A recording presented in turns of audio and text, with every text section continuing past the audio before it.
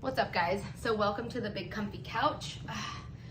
So today we're going to talk about things that are a little bit different, I think. I mean, it's different than my normal content. I normally don't talk about pregnancy, postpartum, all of that. And I don't know why it's been really heavy on my heart, almost. Like, I want to share my postpartum and my pregnancy because it was so terrible. And you know, I'm gonna try not to get emotional because it still is, like, you know, I'm 2 years postpartum, but it was just such a hard time for me, and I don't want to give off the appearance that, like, it was so easy for me and pregnancy was so great. I had the best pregnancy, I had the best postpartum experience, because people come to me with that, like, how are you doing this? How do you have a toddler? How did you bounce back? Pregnancy didn't stop you at all, like, wow, and all this stuff, you know. And although I get that it's a compliment, I think it's because people maybe didn't see me struggle, which I've always thought it was weird about, like, to me, social media is where people share their, like, either funny, or, like, for me, it's like where I share funny things that happen to me, or like good things that happen to me. But I just can't imagine hopping on when I'm having a bad day, when I'm going through, like, rage, or when I'm crying because I'm so overwhelmed, and filming myself to share that.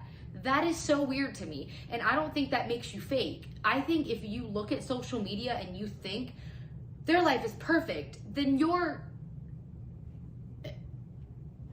I mean, what? Why would you think that? Obviously, only the good stuff goes on social media. Or sometimes I post funny things that happen to me, or accidents and stuff like that, which isn't necessarily good, but still it's funny. But I'm never gonna post, like, me having an emotional breakdown, because that is so weird to me. And that doesn't mean it doesn't happen to you, and that doesn't mean that you're fake. That just means that, like, when I'm going through an emotional breakdown, it's actually real. And to me, to open my camera and start filming myself is weird. Like, I don't know, maybe I'm wrong. That's just my opinion. So anyways, so I think the misconception is that I just had this great pregnancy, or I had a great postpartum, and I'm just like, I bounced back, or whatever, life has been easy, or whatever, when it's so far from the truth. So I'm going to try to not sit here all day with you, because I'm probably sure, you know, you don't want to listen to hours of this, which I could go on for hours. But yeah, I think I'm going to start with my pregnancy. So I got pregnant in September of 2021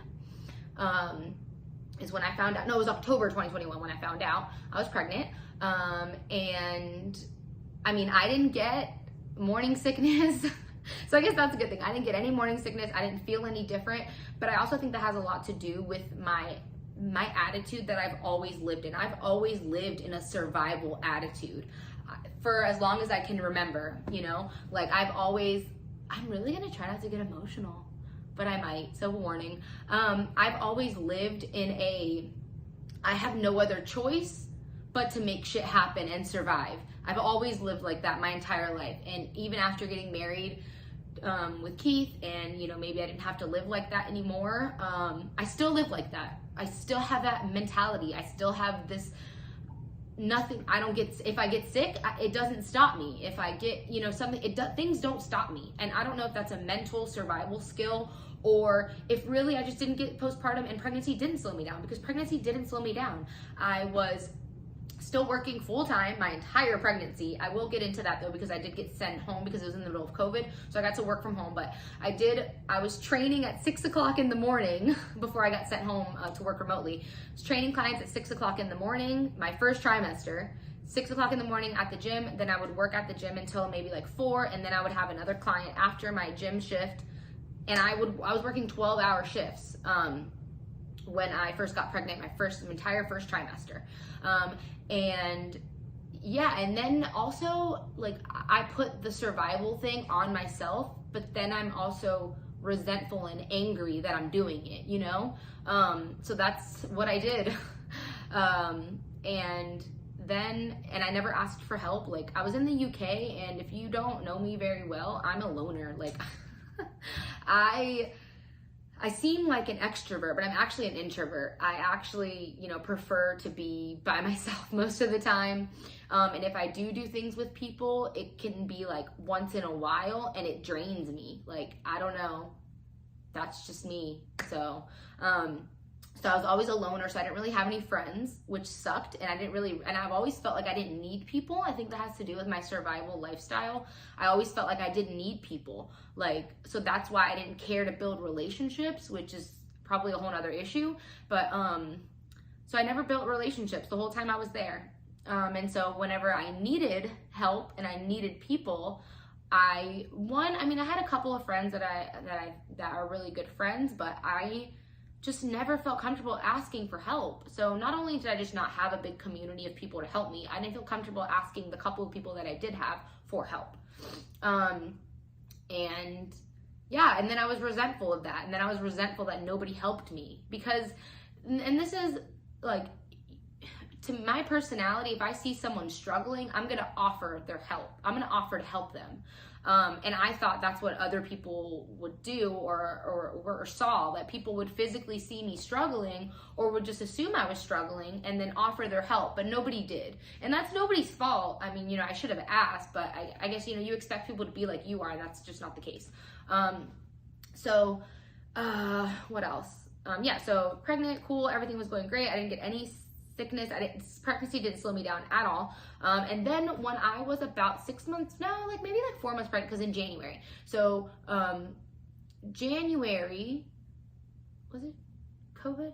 Oh, this was after COVID. Obviously, 2020 was COVID. So this was like after COVID. It was like the second wind of COVID. Because the UK suffered through COVID for like 3 years, y'all. I know in America, y'all had COVID for like 6 weeks. But in the UK, we had COVID for like 3 years.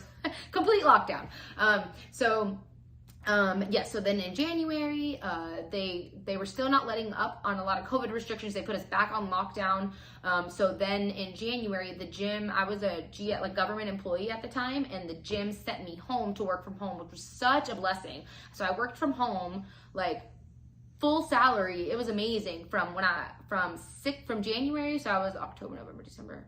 Literally 3 months pregnant. My entire pregnancy, I got to work from home. It was amazing. So from January to June, I worked from home. Amazing. And then I took 3 months, my 3 months, you get maternity leave. So then I had 3 months of that. And so let's go to my delivery. So obviously I had my son at the hospital on base, thank goodness, because he was growing small. So that was another stressor. I had to go in to do appointments, which is great. I was working from home, but I had to go in to monitor him and me like 2 to 3 times a week. I can't remember. I had to do like an ultrasound, and then they had to do where they like measure his heart rate for 20 minutes at a time. So I had to do that 3 times a week for like my last trimester. But, so then I went and delivered at that hospital, thank goodness, because UK hospitals, you have to share rooms. They have no air conditioner. This was June, okay? They have no central air conditioner. I would have died. So luckily I got to deliver on base because they don't have NICUs on base. This is the point. So at this base hospital, so they were thinking since he was growing small and I had to be induced a week early, that they might send me off base. And luckily I did not have to go off base. He was perfectly fine. He was just growing small because I'm a small person. And my husband Keith is 5'10", so he's not super tall either. He was just growing small, but he came out perfect, healthy little baby. My pregnancy, I went into delivery. Obviously, it was COVID, so you really couldn't have people in the rooms anyways.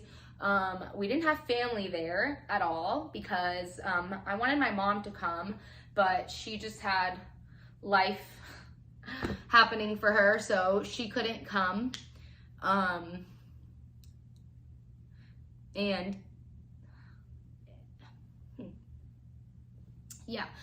So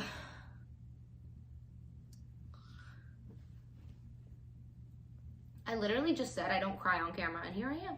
But I don't know what's like compelling me to say this. I've never said it, and I think I just need to get it off my chest. But then also, if anybody's going through something like this, just know that you're not alone. And not everyone's pregnancy is this magical moment, So I got induced on Monday, and then K3 was not responding well to the Pitocin, so Tuesday. So I got induced. I dilated a little bit over that night at 7 p.m. on Monday, and then over that night I dilated a little bit. I started feeling contractions. Oh my God, that was horrible. People who do it without an epidural, because that was the worst pain of my life. I got my epidural.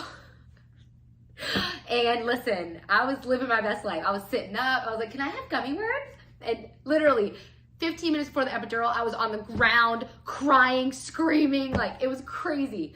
So I got my epidural and felt totally fine. And then, yeah, they gave me a little bit more Pitocin and I couldn't feel anything, but every time I would have a contraction, they said his heart rate would plummet.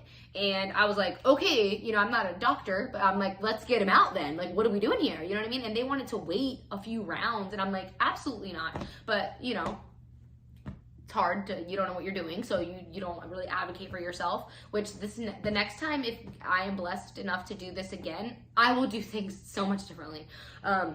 So yeah, I let them do their thing. And then after a few times of that kept happening, they were finally like, okay, we're gonna go get you a C-section ASAP. Like they had me signing stuff, they had the anesthesiologist come in, then they had the couple nurses come in. It was like a squad, okay? It was like a superhero squad, okay? I've never seen anything happen like that so seamlessly, and just so grateful for that team of nurses and doctors. I can't even express the compassion and just how amazing they were. They made my experience just better.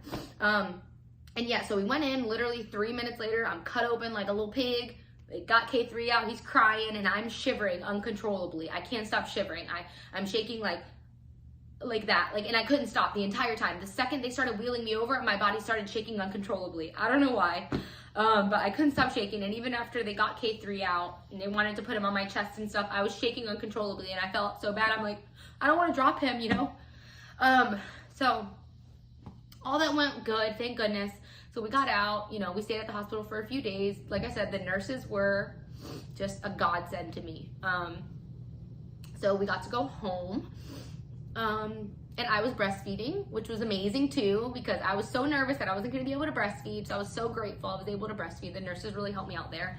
And so yeah, we went home, and me and Keith were home alone for 2 weeks. So, you know, he was such a good help, obviously, thank God. And he also got 30 days off from the military, which is not common at all. It was like this new rule. I don't know, that paternity leave, I don't know, but it just happened to happen at the best timing possible. So he had 30 days of paternity leave, so he got to stay home with me. So yeah, so 2 weeks, and it's just me and him, and we're doing pretty good. I mean, we're getting into this routine. You know, I'm breastfeeding. Breastfeeding is going really well, so I'm happy about that. What else? You know, we would wake up at night. We had a little routine. K3 woke up though like every 2 hours, okay? So we would wake up, K3 would grab him, change him, swaddle him back up, give him back to me. I would feed him, and then we would put him in the bassinet. And then we got into a little rhythm. Everything was great. Keith's mom came to visit. I thought she was here to help. She was on vacation. So that was terrible. And she was there for an entire month. And, you know, this is my story and this is how it happened. So if it comes off in an ugly way, then it is what it is, because this is what happened to me. She didn't help me at all. She didn't bathe K3. She didn't dress him. She didn't change his diaper. She didn't hold him so I could go take a shower. She didn't do anything. And that's, again, it maybe would have been on me because I didn't ask, but at the same time, I don't know, that's just my personality. If I'm going over to someone's house, I offer to help, you know, if they're not asking me, you know, and that's just my personality. So I guess you can't expect everybody to do that, but I expected her to be there to help. And yeah, it was pretty terrible. She was there on vacation. She wanted to be taken around to sightsee. I had just had a C-section 2 weeks ago, okay? And then she started telling Keith behind my back that I'm not producing enough milk, that K3 isn't getting enough nourishment, blah, blah, blah. When every time we went, because you know, you go to the pediatrician like the day after they release you, then like a week later, I think, and then 2 weeks, like you go all the time. And every appointment we went to, the doctor said, you are producing more than enough milk. His stomach is the size of a cherry right now. You not only are you feeding him, but you're able to pump more for later. You got it, you know? And she was just telling Keith, I don't know if it's just her old school mentality, she just didn't know, but she was telling Keith that I'm not producing enough milk, that we need to get the baby formula and blah, blah, blah. So Keith went and got the baby formula, and then we started giving him formula, and that started to slow down my milk production because he wasn't drinking from me enough. And anybody that knows how it works. And like, that's another thing that I wish I would have known, because I didn't know, you know? It seemed weird to me though, because the doctors were saying he was fine, but I just didn't know, and I'd rather be safe than sorry. What if she was right, you know? But next time, I wish somebody would tell me that I'm not doing my breastfeeding enough, or whatever is not going well enough. Like, I wish somebody would, because I'm so ready for that. And yeah, that was just pretty bad. It was really bad, you know? And I know Keith was juggling both of us. He was trying to help as much as he could. I felt bad for him, honestly, too, because I wasn't cooking any meals. Like, screw that. So Keith was cooking breakfast, lunch, and dinner after he was up all night with the baby with me, you know what I mean? And she would wake up at like 9 o'clock in the morning, take a shower, come down the stairs, like so refreshed. And I'm just like, is this a joke? Anyways, that was terrible. Terrible, terrible. But it is what it is. And then, and yeah, so then I had the baby, and like I said, I had 3 months maternity leave. So then I decided, you know, I'm gonna try to go back to work. So we got K3 in daycare. I was dropping him off, like his daycare was like 40 minutes away from my work. So I was dropping him off at daycare first thing in the morning, and then I had to go to work all day long, pump at work, and then at 4 o'clock I would leave work, drive 45 minutes back to get him, and then another like 15 to get home. And after I did that for about a month, maybe like 3 weeks, I said, I'm out. I still had clients that I was working with, like personal training clients who wanted to train with me again. So I was like, you know what? I'm gonna just train. And so I let go of the government job that I had, like the salary job that I had, to just personal train a few clients a week here and there. And I literally, training a few clients a week, made up for my salary position. So it was a no-brainer, you know? And I was way more flexible with my time. I was able to do a lot more, and yeah, spend more time with K3, and he didn't have to go to daycare every day. So anyways, that happened, and then we had to PCS. We had to PCS in February. So, you know, I had K3, it was like 7 months. K3 was 7 months old. That went okay. It was pretty smooth. I mean, it was a little tricky. It was my first PCS with a baby, blah, blah, blah. But we made it back home. At this point, I hadn't, my health and wellness journey, I'm just talking about my mental state right now, but my physical state, all I was doing was like walking and doing very, very low intensity workouts like 3 times a week. So I wasn't in any rush. I had a lot of external things going on. So all I focused on was trying to, you know, have my balanced meals every day, hit my protein, drink my water, and yeah, do my, just like very bottom, like bare minimum movement, you know, just trying to rebuild my core, like my inner core muscles. Most importantly, that was my #1 focus. So that's what I did for a very, very long time, because I didn't have the time, the mental capacity, and I knew that we were moving and PCSing in February. Like, I didn't want to start some kind of program to then be stressed out, because I also wasn't physically ready to start a program. I was doing like my postpartum program that I have, that I put together for myself. And I did that, but it was like, I could do that in my house for 15, 20 minutes a day. You know what I mean? It wasn't anything that like required me to go to the gym. So that's what I did. I tried to hit my steps. I was doing my postpartum like core training program that I did for 8 weeks.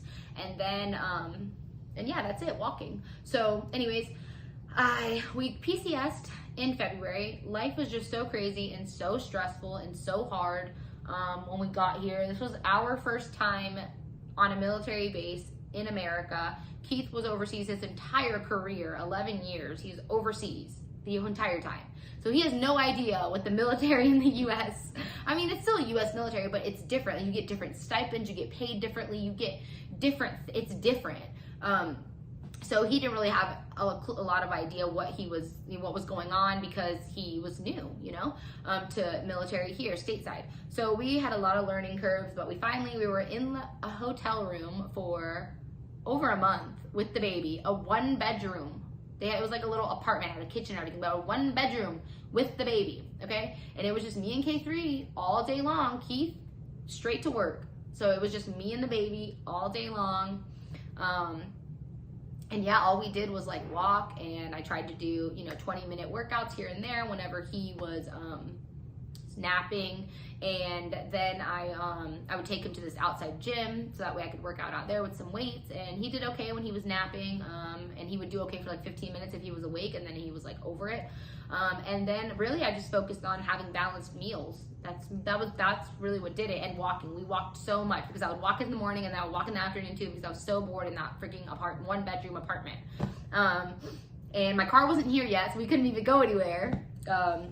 Yeah, so when I got here, I just kind of experienced the postpartum depression, I think, the most that I ever did, because in the UK, yes, I was alone, but I had so much going on, you know, I was working, I was just busy. And here, I was alone, and then I also had nothing going on. I was just with the baby all day long. And at this point, he was still waking up three times a night, okay? Oh, I said I wasn't gonna do this. And he was still waking up 3 times a night at that point. So I was exhausted. And yeah, I was just feeling so down about myself. At that point, I was almost a year postpartum, but not yet, obviously. So yeah, I just kept doing what I was doing my little garage, what I could, walking with K3. And I just felt like I was just spinning my wheels. Like, I just felt like I'm never gonna get out of this. Like, not only did I feel mentally like crap, but I felt like crap, like physically. Like, I had no energy. My body, like, I still didn't recognize my body, you know? It was just like really mentally and physically hard. And then so my son turned 1 and he was able to start going to daycare. So that's when I decided, you know what, I need to, like, it's been a year. I have went through my 8-week core training program. I've been walking, I've been eating balanced meals, I've been doing like 15-20 minute workouts in my garage, so very little minimal strength training, and you know, that has gotten me to where I am now, which is amazing. You know, it was great. It was a great starting point. I had gotten back down to like, I don't know, maybe like 145 pounds, which is still very heavy for me because I'm 5'1", and before I had the baby I was 130. But I was like that, I got there by just following those simple steps, nothing extraordinary, just following just simple daily habits. And then once my son turned 1 and he was able, like I said, he got into a daycare, I was like, I need to prioritize my health now. Like, this is what I'm ready to start a program. I'm ready to start strength training. I'm ready to focus on my macros again. I'm ready to do all of these things that make me feel good. Like, I need my body back. I need my mind. Like, I need to feel good about myself. And I just mentally was just in such a bad place. Like, I felt like crap about myself, you know? And then also I decided that I need to stop being a loner at that time. So I made a Facebook post on one of the military pages, which I have literally never done in the history of my life, okay? I cringe when I see those, but I was literally like I like needed people. So I just made a post and I said, you know, is anybody up to like meeting for walks? Anybody, you know, whatever. And I met this girl, and I don't even think she knows it, but she was such a blessing. She has a 2-year-old also that is a year younger than K3, which is crazy. So yeah, so we would meet up and we would do workouts together, and it was just nice to socialize, you know? So then that's when slowly but surely I started to feel like normal again. And that was 1 year after I had my son. So remember, I was pregnant for 9 months and it was terrible. It was so hard by myself. And so that's like almost 2 years of just sheer, like, hard mentally. I was mentally in such a bad place because I had spent 2 years in such a bad place. And I started to finally, when I tell you exercise and healthy habits and nutrition has saved me so many times in my life, I can't make this up. This is a whole other story, but whenever I was younger, like 19, 20, 21, I was out of control, like drinking so much, just bad. And exercise literally saved my life there, gave me a path. And this last year, my postpartum exercise and nutrition and being kind to my body, and you know, that saved me again. So so then I started meeting up with my friend. I started doing more social things, going to dinner, and working on my body, like actually sticking to a program. And that's why I say it's so important. It's not necessarily that like, well, you have to check every box on the list. It's because it's going to matter so much on the end goal. That's not the point. The point is that whenever you keep promises to yourself, I told myself, I'm going to start a program again. I'm going to put myself on a program, and this is it. I'm going to get focused on this. Keeping those habits, because it took me like another 6 months to hit my goal, 15 pounds, you know what I mean? It's not even that much. It took me another 6 months from that point. But I wasn't in a rush to do it though. I just wanted to continue to keep those promises to myself. I said I was gonna walk every day. I said I was gonna hit my workouts 4 times a week. I said I was gonna stop eating fried foods. I said I was gonna watch my alcohol intake. I said all of these things to myself, and I'm gonna keep those promises to myself. And keeping those promises to myself helped me build like the self-confidence and the reassurance in myself again that I had just lost. And I don't know why I lost it. I don't know. But yeah, it really helped me build that up again. And I just want anybody out there who is struggling with their pregnancy or postpartum to know that, first of all, there's no rush to get your body back. And not everyone's pregnancy is sunshine and rainbows. My pregnancy was terrible. And it's okay, you know? I mean, it is what it is. It happens. And, you know, I wish it would have been different, you know? But I could only try to just do better next time, you know, and have a better community around me and actually build a community and ask for help maybe. But yeah, it's okay if your pregnancy isn't maternity photos and baby shower. Like, I didn't do either. I didn't have a baby shower or take maternity photos. Like, I didn't do any of the special stuff that comes with having a baby or whatever. And I mean, it is what it is. It sucks now, but I always told myself like, oh, I don't need people, I don't need that, and that's just what happens. So and it's okay if that's happening to you too, because you're gonna get through it. You're strong. And if you are on your postpartum journey and you know you're 2 years, I'm 2 years postpartum right now, and I'm like the last, I would say 6 to 8 months, I finally felt like myself again. And now I'm just coasting back to normal life, and it's taken me this long. So, you know, if you're on the ugly side of it, just know that it will come to an end. And if you need help, reach out, ask for help, you know, and I guess that's it. I'm going to stop rambling. That was my postpartum story. It was not easy for me. I didn't bounce back. The baby didn't slow me down, or what did someone say? That baby didn't slow you down at all. The baby slowed me down. And it wasn't just easy for me at all. So, although I appreciate the compliments, you know, social media is highlight reels, baby. You have no idea what people are struggling with. Okay, I'm done rambling. Bye. Ooh.